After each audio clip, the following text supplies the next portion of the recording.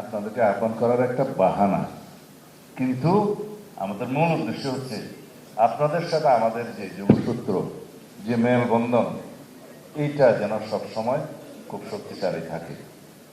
এই এডহেশন বলি বা কোহেশন বলি, যা কিছুই বলি, সেটা করার দায়িত্ব আমাদের চেয়ে আপনাদের বেশি। যদি আপনারা রাষ্ট্রের প্রতি, সমাজের প্রতি এবং সংস্কারকৃত সমাজ নির্মাণের প্রতি যদি আপনারা প্রতিশ্রুত থাকেন, ইনশাআল্লাহ যদি রাষ্ট্র পরিচালনার দায়িত্ব জনগণ দয়া করে আমাদেরকে অর্পণ করেন, তখন আপনাদের কাছে আমরা এখনই এই প্রত্যাশা দিতে পারি যে আমাদের সহযোগিতা থাকবে সর্বোচ্চ। আমরা অতীত ভুলে যেতে চাই।